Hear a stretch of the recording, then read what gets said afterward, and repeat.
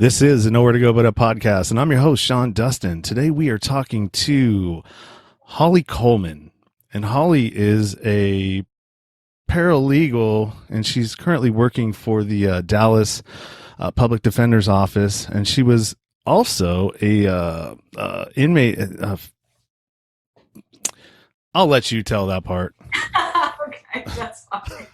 Hi, that's fine. I'll introduce myself. My name is Holli Coulman. I am a former federal inmate. I was sentenced to 21 months for one count of wire fraud. I was an executive assistant at a large tech company. I supported very high-level senior vice presidents that reported into the CEO of the company. And actually, that company was under audits and under internal review, and not just in the United States, but in Europe and South America. And I didn't know this, but what we did and what my crime is related to is at that level, you wine and dine your customers. You take internal and external people and you fly them very high level senior vice. And when I say that reported into wine and dine, I mean to a very large extent. So everything filtered on my credit cards. And then, of course, expense approvals went just to my bosses for them to approve, and then on to finance too. And so also with this, at the time, this tech company was going through a reorganization, and I knew that they were going to be offering packages to several people. I took a package, I left the company, I went to work for another tech company, and a year later, on my birthday, I had 13 FBI agents at my front door. Wow. They didn't have an arrest warrant, but they had a search warrant. And what they were looking for were goods or services that were purchased on those corporate cards that would be related to me. They didn't find anything.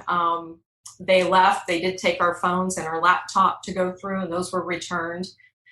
But when you go through this, the trauma of having 13 FBI agents at your front door, you know, I've never even more than a traffic ticket in my life.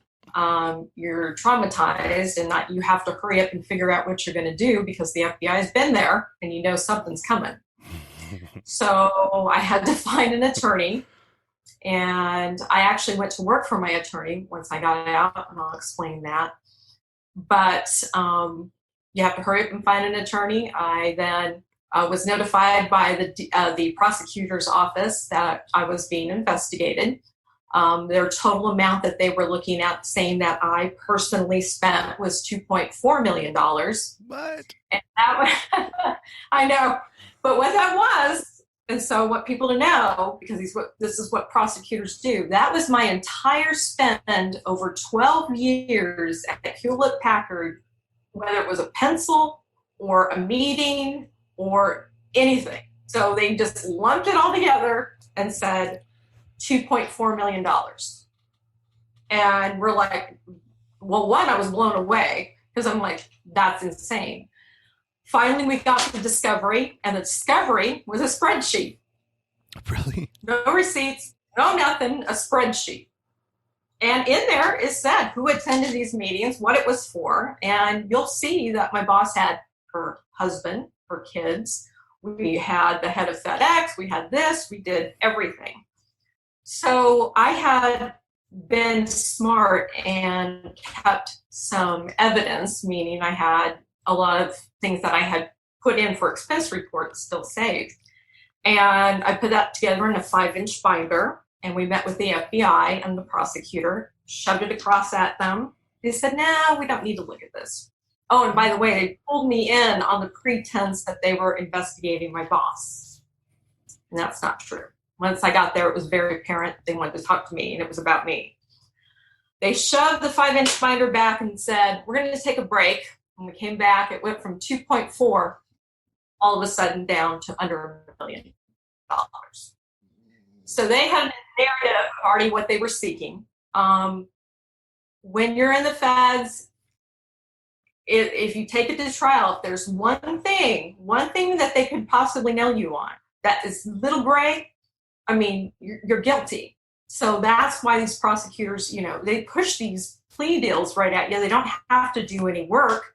because if I was going to take it to trial, my attorney told me I need another $100,000, and more likely you're going to get more time.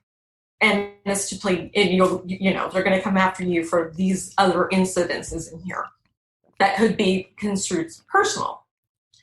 So you have to, again, move fast, and you're traumatized. You don't know what to do. You don't know how to react. You have to accept responsibility quickly, because you do get a downward departure if you accept responsibility. Mm-hmm. So I had to think about it and the plea deal, and so I took the plea deal. So I am very well versed now with how the system works inside, how it's rigged, how even if you have a public federal defender, how difficult it is. That's why you have the prosecutors have a 98.2% conviction rate, because people take plea deals. Yeah. And you have to eat what's in the narrative. Excuse me. So I took the plea, was sent to Victorville, California, which is a women's camp. Mm-hmm. It is located on a complex which has a men's penitentiary and 2 men's medium facilities. To prepare myself, I hired a prison consultant, and I know them all in the industry, and I paid a lot of money to help prepare me, and it was a man, and he did not prepare me well.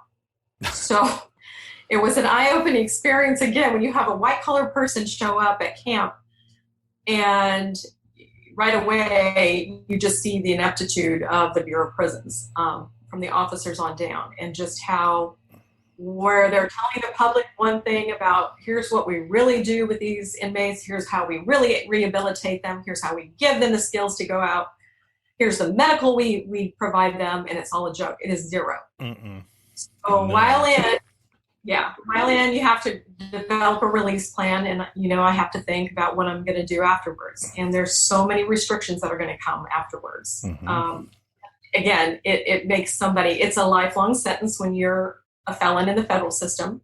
That's why we say it's lifelong, because there's other obstacles and barriers that you're going to have. So I see these women low level. There's no reason to have people like myself or these other women at a camp be incarcerated. None. There should be diversion programs, and we should be able to take the money that the BOP gets and have a punitive aspect to it, but develop these programs for drug rehabilitation. They say they have that inside. They have which, some people will say it was school kind of to get out earlier as well. Yeah, we kind of lost that one. So for those that didn't hear that, it's a program called RDAP in the federal system, and usually you can't even qualify for RDAP until you have. Because I know there's a woman that I'm talking with now, and she said that they gave her 400 months on a conspiracy charge when she didn't even they got rounded up a whole bunch of people, and then everybody started telling on each other to reduce sentences. And she ended up, when the music stopped, she didn't have a seat. So she's the one that got the shit into the stick. Let's talk about conspiracy, because going back to right now, you're seeing a lot. What I say is prosecutors are going after the low level, low hanging fruit. Yep. So, for example, you can have somebody that is running an ambulance company. It's a private company, but they contract. And you've got the person in the billing department. And everybody gets popped, or the owner gets popped for doing something wrong with the billing and what they're charging. And they're going to take everybody. And it's conspiracy. And actually, conspiracy is worse than if you did the crime. You get. Yeah, because you can't prove it. It's hearsay, but conspiracy. So you have to look at it that way. If you have a conspiracy charge, it's almost worse than if you actually did the crime, because the narrative, and it's just going to give you way more time. It's like an enhancement. So I learned that so much with the women that I was in, that they've gotten conspiracy to commit, no evidence. It wasn't them, but they were part of it, or somebody said, okay, it's them, and to lower their sentence. It is harsh, and that's why I work with women that, again, it's trying to mitigate the conspiracy charge is huge. It's almost it's almost impossible. But when you see these conspiracy charges and they're long lengths of sentence, it's not these short ones. They may be still qualified for a camp, but they're long, and this is an archaic sentencing guideline chart that needs to be revised. We talk about criminal justice reform all the time. Right now, the way it works is it takes your congressperson to go in and help try and enact a law to make this change. So the judges do have a structure and are able to sentence somebody appropriately. The conspiracy charges, like I said, are archaic, not just regular types of sentences. These are really bad. So, I mean, it went back to really the mob days of what they were, trying to catch a lot of the mobsters. So that tells you how far conspiracy goes. Yeah, and that's really what it was designed to, because when they couldn't catch these guys, legitimately, they had something in their bed. They had an ace up their sleeve to be able to, what did they get Al Capone on? They got him on fraud, right? Mail fraud. That's what he ended up going to prison for, because he had his ship so tight that they couldn't get in. They couldn't get him on anything. So yeah, I mean, 33 years they gave her, and at the very best, she was a high level addict. She wasn't a high level drug runner, or and she had a criminal history too. But I mean, she sold meth, but I sold meth too. And when I got in trouble, I sold to an undercover 5 times, an ounce apiece. I got on a first felony, which they should have taken me to jail after the first one, not let it go 5 more times so they could stack the charges on me so I couldn't get out. I couldn't afford bail. It's a slimy system, man. And I call it the playbook, man. The prosecutor, these DAs and prosecutors have a playbook. I work in the public defender's office. We see it, daily with our clients. They have a playbook. They know they gotcha. They know they can enhance back. Let me see, what can we do? What can I do? And is that truth? Is that really how the law should be interpreted? No. And we got to recognize that there are, even with criminal history, there's mental health issues, there's drug, alcohol problems, abuse, that really, that's the root of the problem. That's the root. Not necessarily, the crime comes after that. It's trauma. It's trauma. It is. It's trauma. Trauma is the root of all addiction, all issues is trauma. And her trauma, in her case, it was, her mom had sold her to, basically sold her to a drug dealer when she was 14 for drugs. Kind of, I mean, in sort of a roundabout sort of way, and then she ended up being with this guy and had no idea. I mean, she's no saint. Let's get that straight right now.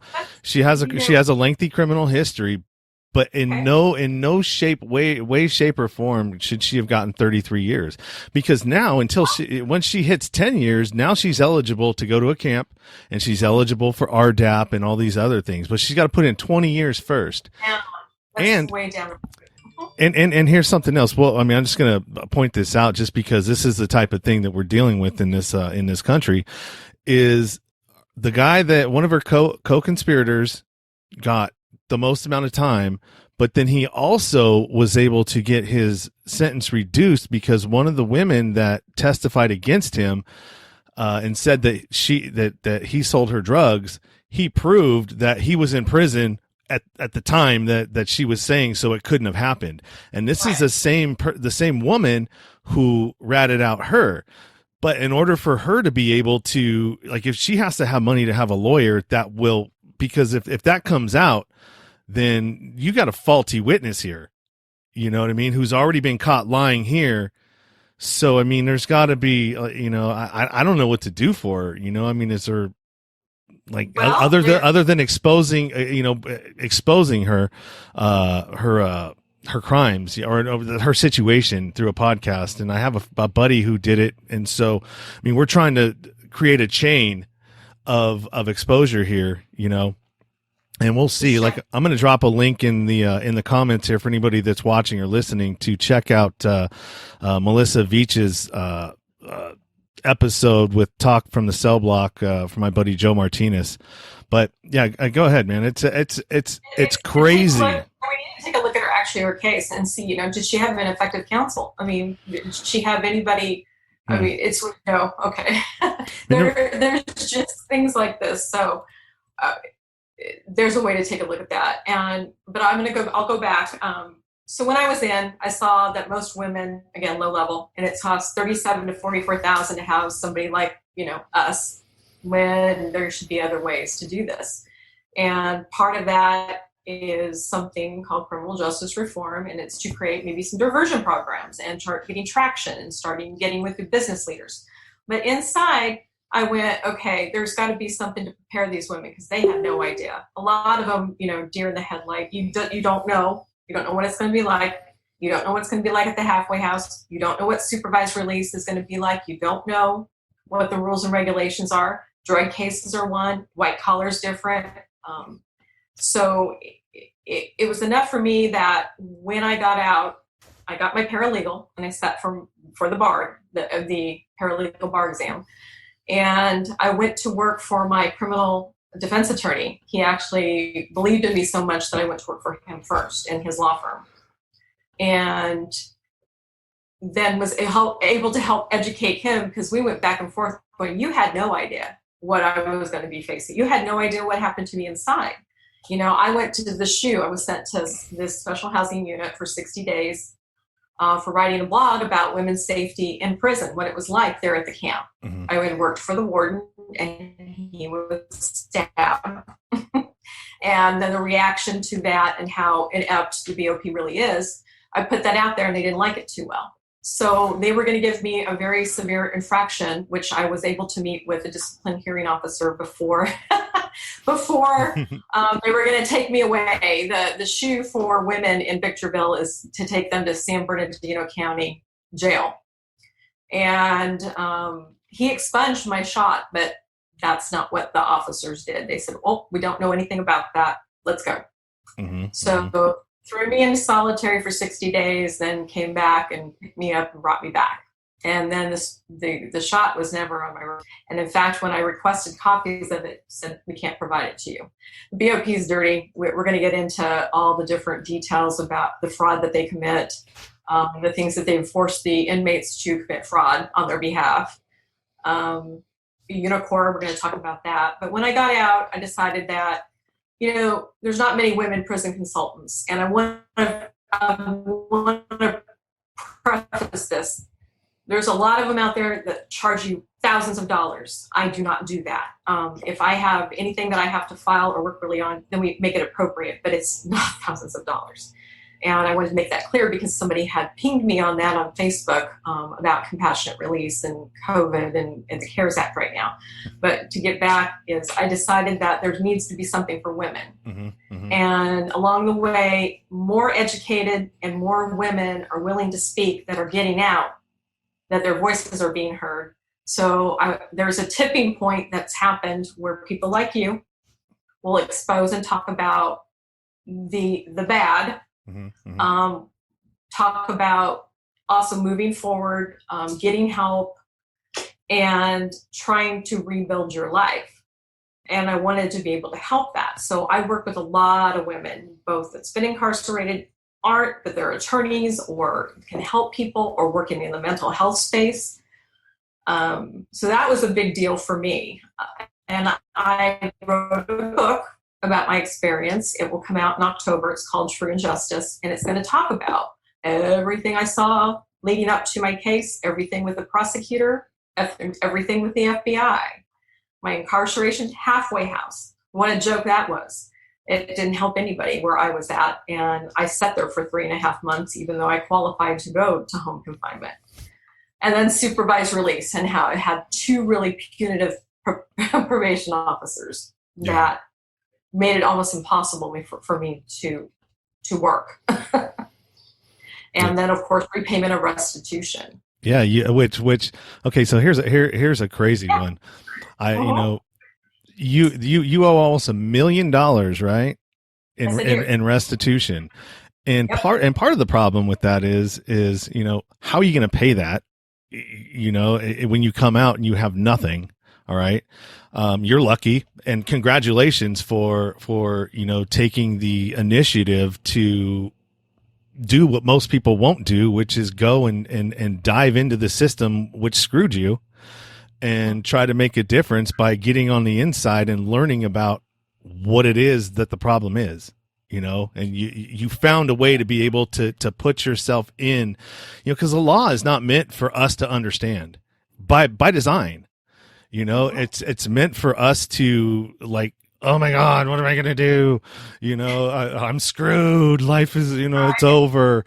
And, there are some people that actually, guys that I when I was in, they took the initiative and they learned the law. They spent hours in the law library, and they dissected their cases, and some of them got out. They got their time reduced, or they got the clemency, or maybe not clemency, but early, whatever they did to be able to learn how to get in and out of that system. Because it's a bear trap, man. It's like it's not even a bear trap. It's one of those traps where there's a pit and it's a pitfall. Yes, like I said, there's no rehabilitative. Every program that they tell the public that here, for example, there was a finance, and it was teaching women how to write a check, how to fill out a check. Is that one of those ACE programs, or are those a little different? Those are a little tad different. Yeah. But these programs don't really, or they had an Excel, and you don't touch a computer when you're inside. Everybody thinks that you can, you're emailing. Well, that's through a very archaic system as well. But these classes you got a piece of paper. It shows you what a cell for Excel means. So it's not really setting anybody up. Plus, I think I still have the films on there, or I have the pamphlet on this. It was how to find a job when you get out, research the yellow pages. I'm not kidding. It's that old. So what are those? What are those? You're not kidding me. So that, coupled with the lack of medical, there is no medical. I mean, if you have to take insulin, that's about the only medical I ever saw is the women getting their insulin. And trust me, there were times that many of them didn't, and there were horrible things that happened. I wanted to expose the fraud because, for example, I worked for the CMS, which was a construction material group within the complex, and part of it was updating their fire alarm systems. And they said, and I actually had to write that we had fire drills at the camp, that the women knew where to go, what to do. We never had a fire drill, never. So Victorville, everything from 2015 to 16 is a lie. So, but they're audited, they're autonomous, and that's the other part that people need to understand. The Bureau of Prisons has no independent oversight. So when they do an audit internally, it's the BOP auditing the BOP. So unless you have a really good person in that position that's overseeing that audit, basically it just goes on. That's why they are able to not respond. They have what they call deliberative permission to not have to respond, and that everything's hunky-dory. So every audit that from fire drills to food to medical, we don't see accurate information because they lie. And just like recently, the Judiciary Committee called the BOP in and wanted to talk to them about COVID. How many inmates have it? What institutions? What's going on? Because a lot of civil lawsuits were popping up with hundreds of inmates at Elkton, Pekin. And they were to explain how they were handling COVID inside. You can't social distance. They were people have been locked in 23 hours. You get 1 hour. And you can shower Monday, Wednesday, Friday. And they're eating bologna sandwiches almost every single day. And there's no hand sanitizer, there's no masks, there's nothing. So the BOP owed that response And they couldn't articulate it. They said, oh, we've set up special areas, the visitation room, and you're putting people in there, locking them all in, still 23 hours, quarantining them for 14 days and taking their temperature. No testing. At the majority of the facilities that I have talked to people that are there, they did not. And then this is the funny one that I keep going back to. The director of one of the directors was up and was asked, what do you give people who are being transported intake? What do you give them? What do you give them to help? They said they give them, and he could not articulate what they get. This is a director of the Bureau of Prisons there to speak. And then finally he gathered himself. He goes, well, we give them soap. We give them some toothpaste. Give them a comb. The soap's this big, people. And how long is that supposed to stop the spread of COVID? So, and everything else you have to purchase on commissary, if it's on commissary. From what I understand, now masks are starting to pop up on commissary. So that means at the expense of the inmate's family or friends, or their own what they make, which is nothing, and we'll get into Unicor. Mm-hmm. And 16 cents an hour doesn't really go far when you shampoo's $4. So these are the things that need to be exposed. It's just their program statements, they don't match to what they actually do. You've got officers that aren't qualified, but because prisons are in the middle of nowhere, they take what they can get. Mm-hmm. And you're not dealing with the brightest bulb to begin with. Well, also not to mention that some of these, so for people that are listening, a lot of the times these federal prisons are they're FCIs or federal prison complexes. Okay. And so usually you will have a camp in a big complex, and that camp services everything. All right. So from maintenance to sometimes even the kitchen, cooking, everything, keeping the yard clipped and all that stuff. Gas lights, electric. Yep.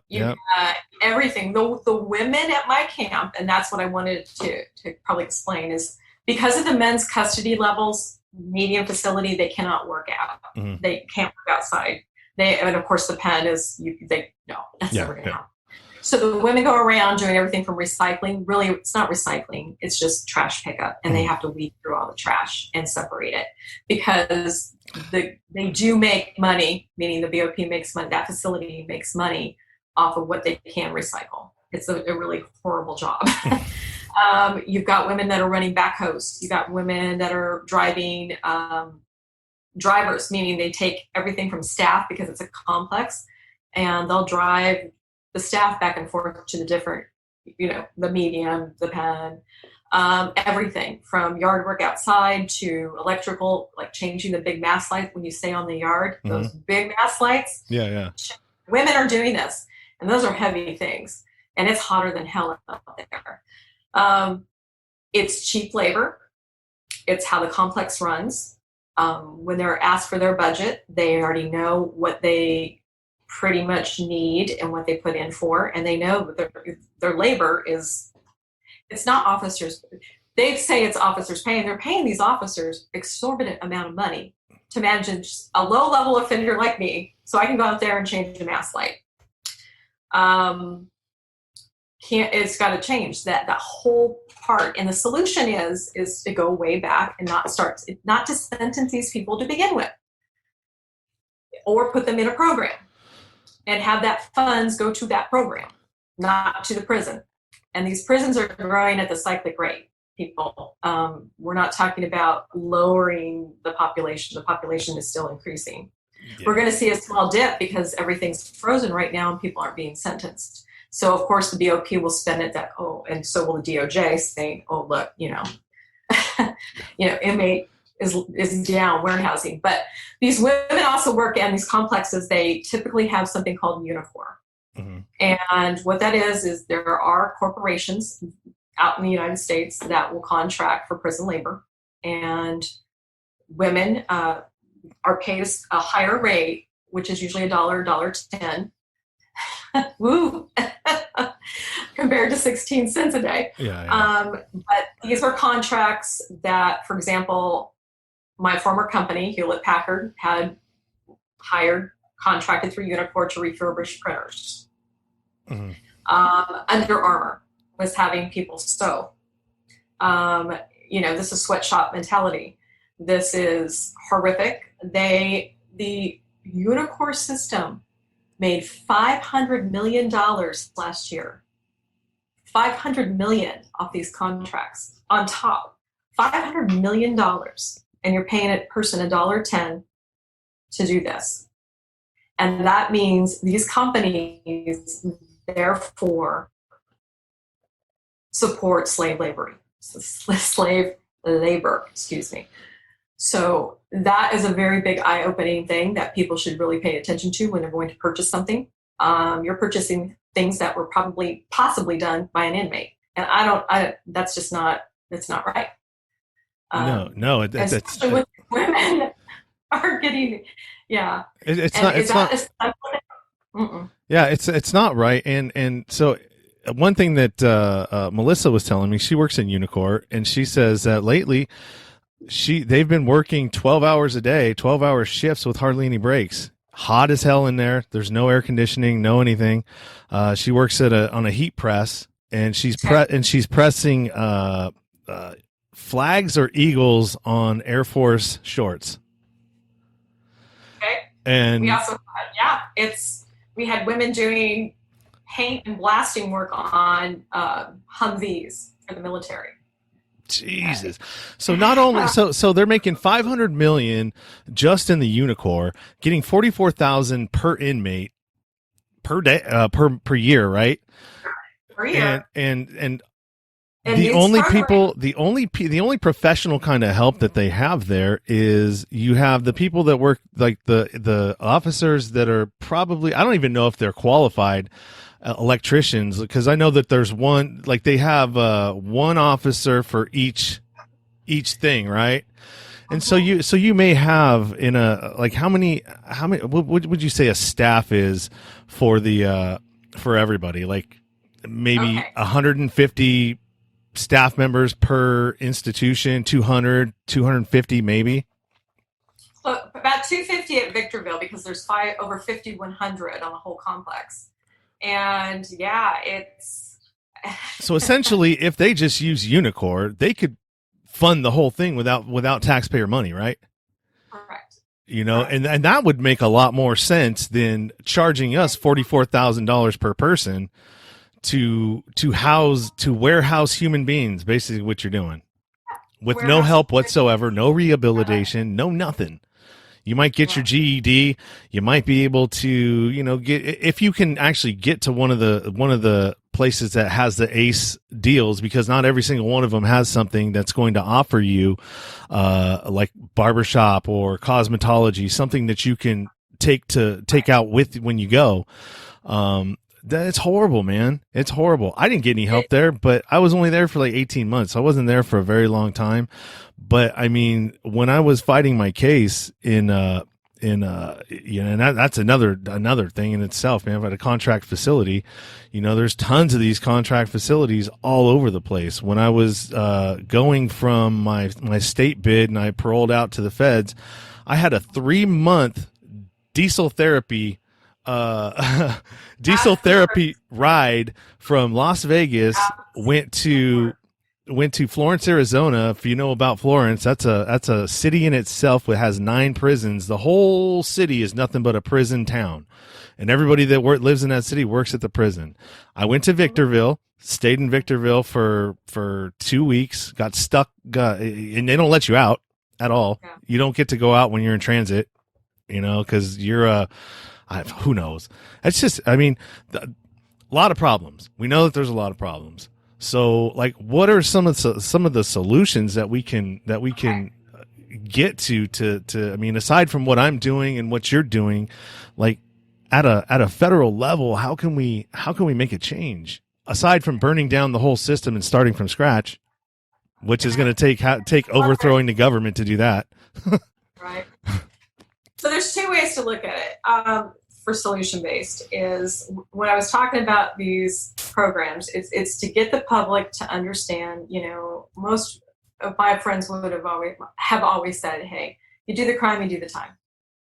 you have to understand what it's all about when it goes down. So it's education of really what I was explaining, like with my case. Yeah. It's to create these programs, get the money funded, not carve off even under the DOJ, but put more programs in, actual valued programs that don't send them to the camp or don't send them to prison. Put them in almost like a halfway house atmosphere for drug rehabilitation, alcohol rehabilitation, mental health, if you've been through, again, sexual abuse, any type of trauma. We do it in Dallas County. We have some diversion programs, and they're very successful, and there's only 6 across the United States. So if we can apply something like that into the federal system where prosecutors have the ability to recognize somebody's criminal history as well as what their life really is, read that damn PSR, and put somebody in a program, get them back out, get them the help and skills they need. Programs take money. It's always about the almighty dollar. It's to shift the mindset.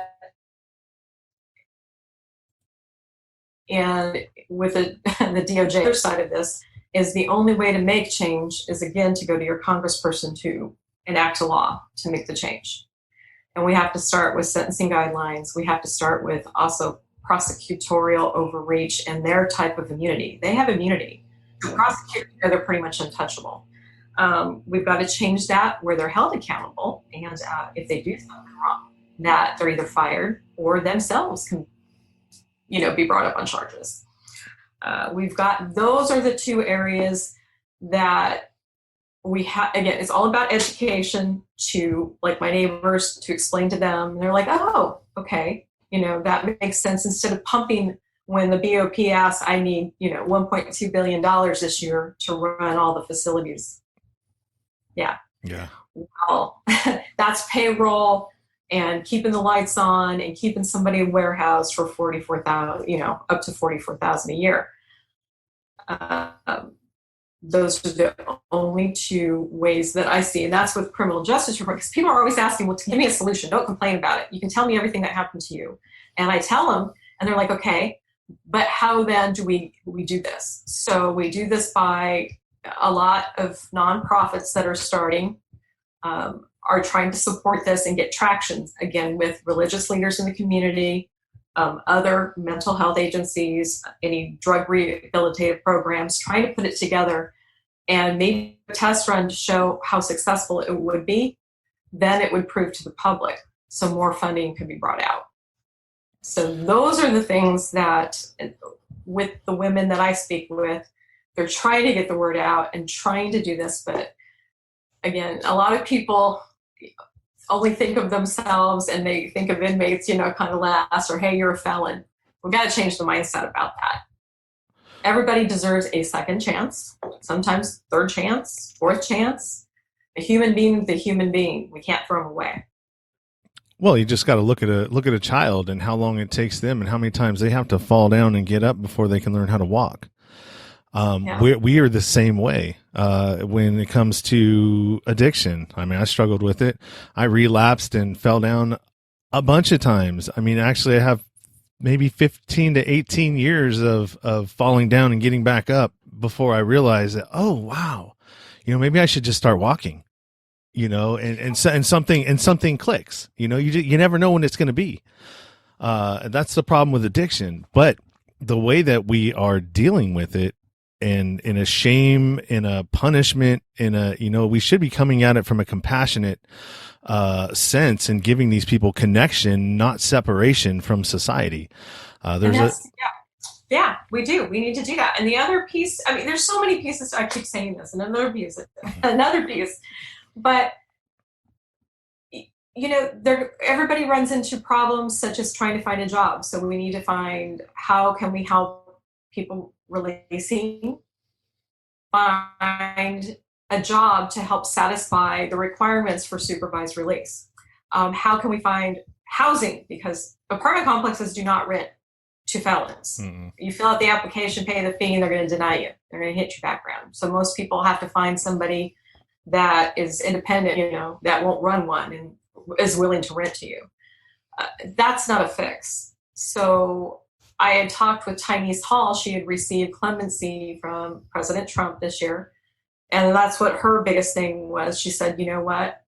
I have nothing. I had nothing. Even though she got clemency, this big name. Yeah, And she's working 2 jobs right now. And it's taken so many things for her because she didn't have the money for first, last months, and she just got out of prison. So that's a big fix too. Yeah, that's where I'm focused on. Like you're focused sort of on getting people, and you're going to, and the reform aspect of it. My aspect of it is in reentry and giving people the tools that they need when they come out to succeed. All right, because what a lot of times, when you're in these environments, and your case is completely different. You weren't a criminal. I was, so I deserved what I got. I was lucky. I only got like 18 months, but the problem is that I had learned all of these behaviors to be able to maneuver in that lifestyle. All right. And then when you go to prison, you still have those behaviors don't go away because you're in a small criminal environment. So they help you to be able to navigate while you're in prison. Right. And so when I got out, I mean, it was such a shock because there was a clash between the way that my attitude and my behaviors still were and society. They didn't mix, right? So you got to figure out how to change the behaviors to be able to operate in regular society. You want to be taken seriously, then don't talk ghetto, or, don't talk the way that, you would normally talk when you're in prison to other people. Don't, you're going to deal with people. I got into construction. So you're going to deal with individuals that don't have respect for you. And you can't, and I struggled with this because I'm like, I'm a big dude, like a decent sized linebacker. And I have a young kid talking down to me as my supervisor. Boss, right? And that's difficult. So these are the things you have to teach these people that are coming out to be able to integrate into society, be successful, set them up to succeed and not to fail. The system is designed to set you up to fail from the gate once you get out. They put all these demands on you. You have to do this. You have to do that. You have to be here, have to be there. Go piss test here. Do this, do that, blah, blah, blah, blah. And if you don't have a support system when you're outside, you are going to fail. And if you don't fail, you're going to say, you know what, this is too hard. Screw it. I might as well go back. And that's what the revolving door. But see, the other part of this is they want you back. I know. They don't have a problem with this. They want you back. They're fine. They're like, come on back. Come on. We got a bed for you. That's exactly what one of the officers did. Said, yep. I'll see you in about a year. Business is good today. He said, business is good today. So they're expecting that. So that tells me right there, they know as well the rehabilitative stuff in there. So to do that, it's going to take a lot of us collectively getting together.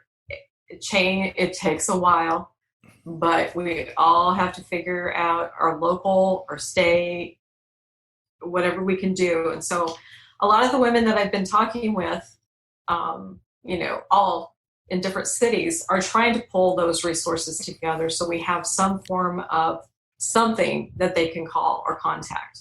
Again, it's really hard. Yeah, it is, because you have so many responsibilities when you get out. The last thing that you're thinking about is, how can I help? How can I help? It's just like, how can I survive? Now that I'm in this, I'm out. It's not easy. I was trying to figure out how I could go about doing this. And to me, it just seems like either I need to partner up with a nonprofit or I need to start my own nonprofit, and design a program and design a mentorship program, for that, and it just takes time. This is the start. It takes time. It takes, filling out the form. If you possibly get a grant, then you have to write it for a grant. There are funds out there, but that all takes a while. And, people don't have a while. Yeah. So I commend you, because you're starting to talk about things that people need to know. Yeah. And the more you network, the more people pay attention, and the more, hey, maybe I can help, or hey, I have somebody that can do this. And that's what I've noticed that's made a big difference. Yeah, that's what somebody told me too. One of my family members are like, you don't always have to do everything yourself. It's hard to delegate sometimes, because you're like, oh, maybe somebody else can help me. Yeah. Well, it's like you have an idea in your head, and you just like, I can't articulate to you what I want, but I know what I want here.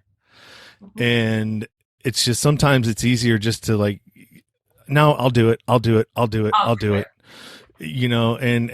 then the mountain just becomes so overwhelming that you're like, oh, well, maybe I'll do it later.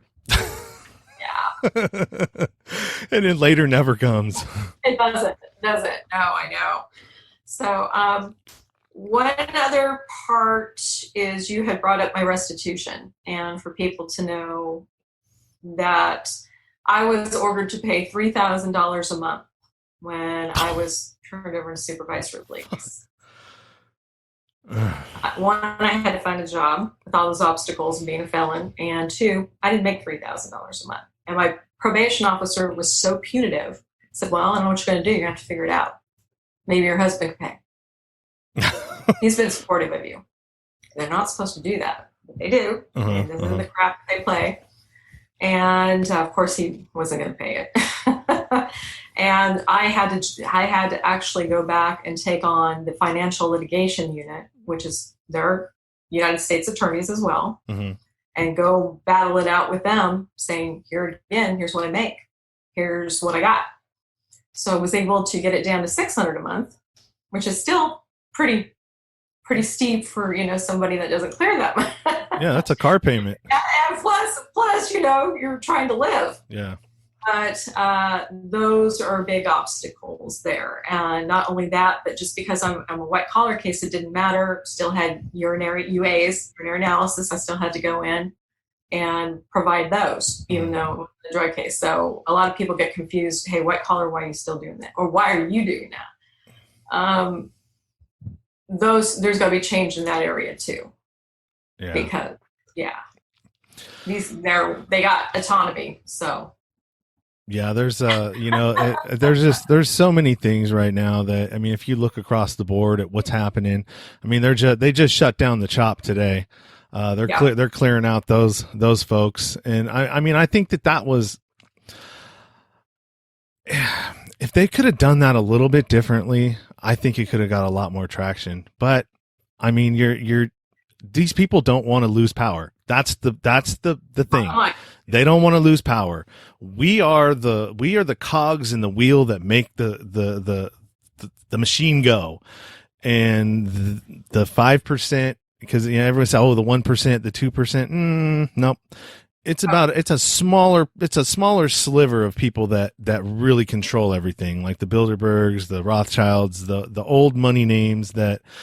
Right. Trilateral Commission, the UN, the World Health Organization, all of these things, if you really look at who's on the boards of those, you'll see who's really running the show, what words they're using, and how they use it for, we as sheeple human beings, just, and how they're manipulating everything. They have the ability to crash economies.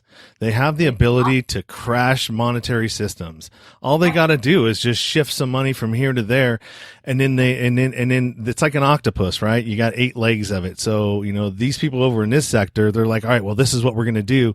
So here go the people that run the media, because how do you herd the sheeple?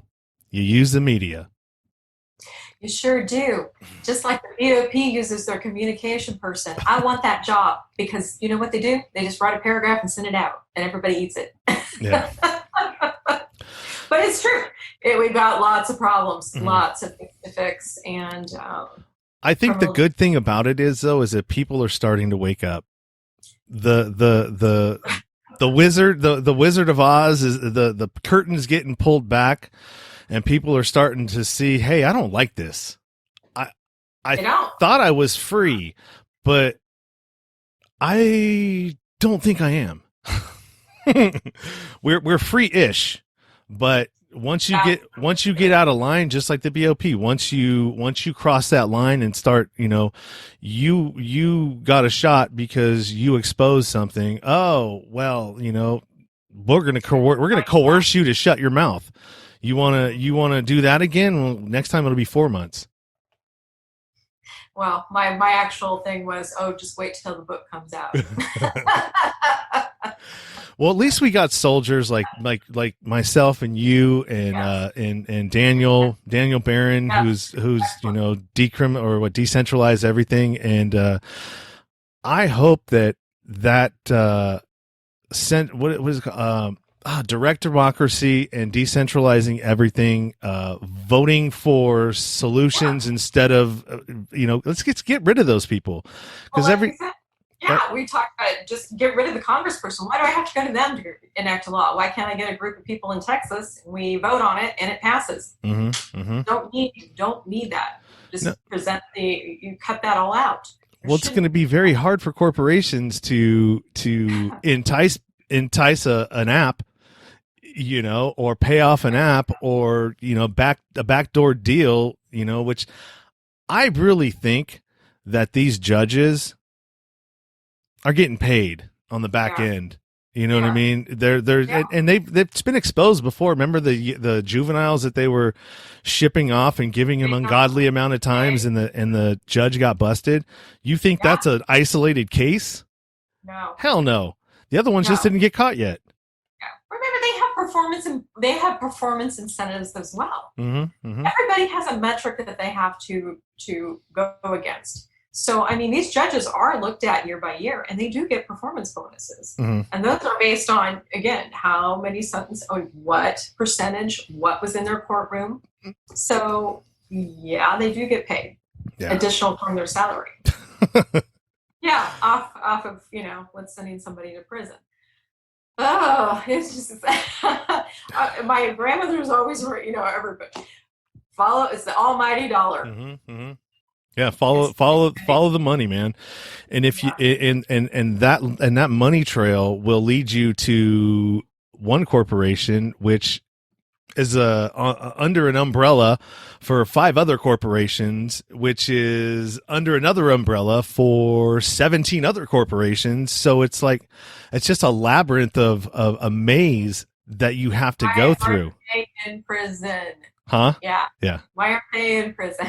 No, they should be. And the crazy thing is that, okay, well, you want to RICO some of these people and do a 17 count indictment, and just because you were the leader. So, I mean, what happened in 2008? Why did only one person go to prison? One banker went to prison. I can guarantee this right now. 2008, we saw the housing bubble. I saw a lot of low-level, again, people were doing escrow and closing, and they went to prison. Again, one count of wire fraud. Should never have been in prison and had 4 or 5 years. Yeah.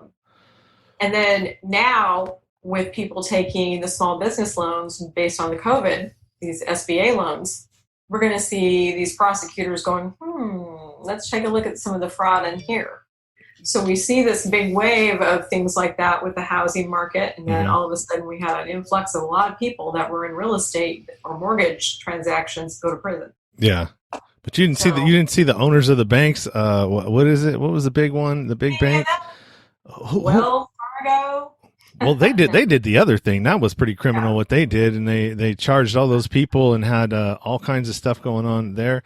But it was what was a big bank? It was a Goldman Sachs. Oh yes, Goldman Sachs. Goldman Sachs was the big perpetrator there, and the heads of Goldman Sachs. Do you know where they're at now? I think they're in one of these things that I mentioned, either the Trilateral Commission. They're on the board there, vice presidents of other nonprofits that are. They're moved on up. Yeah, well, they got rewarded, is what they did. Things. Well, yeah, they have been. Well, look at the person who's running the Compassionate Release First Step Act in the BOP. He was the warden that was over where, what's his name, got killed, Epstein. Okay. Jeffrey Oh, Epstein's warden was moved over to the BOP to run the First Step Act. are you kidding? But, no, I'm not kidding. That's 100%. He is the person tapped to help manage the First Step Act. Complete. Did you think he would have gotten a demotion from what happened in his facility in MDC? What was it, Manhattan? And yeah. No, he didn't. He didn't. You want to know why? Because he saved the ass of all of the politicians that went to that damn island. Yes, he did, and that's his reward. So people don't know that, but that's why it was so puzzling to me. Going, this is not a demotion, really. Yeah. Never had him running the First Step Act for us. Oh, but that's a conspiracy. That's a conspiracy theory. Well, you know what? A lot of conspiracies have a lot of truth to them. Yeah. Yeah. So, anyways, well, hey, you know what? We're at about 55 minutes, and you know, I think we got about as much as we can cover on this without, you know, complaining too much more about what the problems are. I mean, you know, there's only slight solutions to some of these problems, but most, you know, and there are a lot of problems. But if we just keep doing what we're doing and putting one foot in front of the other and keep reaching out, keep connecting to people, keep bringing people into the conversation, throwing stuff out there like Facebook Live. We've had tons of people, well, not tons, but more than I thought we're going to join along today. You know, and we just keep doing this. So important what you're doing. Yeah. Very much. You're 100% right. Very important. And then also too, I mean, if you wouldn't mind, you know, I'll give you Melissa's information, and you know, I'm gonna take a look at that. Yeah, anything that you can, you know, just advice, you know, direction that you can have me, you know, get her, and you know, if I can give you her contact information as well, you know, we'll figure something out. But you know, I just finished her recordings last night. I think we did four separate calls throughout yesterday. It's only 10 minutes a piece, and so we're able to get something out of there. But I put a link in the comments here to her episode that she did on the Talk from the Cell Block, and then hopefully, you know, you can check that out, listen to her story from him, and we'll see what we can do. And I definitely want to stay in contact with you, because what I really would like to do at some point is get a group discussion together, like maybe once a month, with leaders in the prison reform and you know, some nonprofit people, other people that are doing things that revolve around you know, inmates and reentry and all of that stuff. Just to same thing, like there are so many that are ready to get out there and help be on a panel. I was just again on a couple Zoom meetings last night. So yeah, there are people who, again, somebody might benefit from their information. Yeah. So. And if you have, you know, ones that you think that I would fit, let me know, man. I'd be happy to hop in and listen and, you know, try to learn. And if I can offer any of my own, you know, solutions or insight, I'd be more than happy to, man. Cause this is something that's like close to my heart, man. Cause I've been through it. I know what it's like. And, I was lucky. I had a support system when I got out, so I was able to navigate my way through. And it, dude, I got out in 2006, and I wasn't done until 2010. And you know, there's just so many different things out there right now available to people to better yourselves, from podcasts to programs to all kinds of stuff. So it just, you know, the more that we can centralize information and make it accessible to people that are coming out, so they have something to go to be able to say, okay, this person or this organization. Yeah. So I want to thank you for taking the time today and talking with me, and you know, telling me your story, and you know, getting this stuff out there, man. It's very important. You know, and one other aspect that I didn't bring up, but I think is important that people need to understand, is that prison guards are doing time too. All right. The only difference is they get to go home. But if you know of somebody that's a prison guard, they have to deal with traumatic stuff too, right? And so that's why you see a lot of them that are alcoholics or drug addicts. They abuse their wives, or they're abusive. Where does what you see? Because that's trauma too, man. When you're housing misery, do you think it's not gonna get on you? Yeah. Oh yeah. I mean, my food service manager, yeah, he was a drunk. Came in every day. Horrible marriage, bad kids, problems. Yeah. And then came in to go down on the women. So yeah. They're doing time too. Yeah, and then they need their own kind of, I mean, not that I want to cater to them, but I mean, it's part of the problem. If they were getting some of the kind of help that they needed, maybe counseling through the BOP, because you're exposing us to this, maybe they would treat people a little bit better. You would think. You would hope. You would think. Yeah. But it takes a certain type of person to want to be a gatekeeper to misery. So I don't know. Maybe it won't help. Yeah. Still not liking them. No. No. All right. Well, Holli, thank you again. I appreciate it, and we will stay in contact, and I'll be in touch. Okay. Thank you. All right. Bye.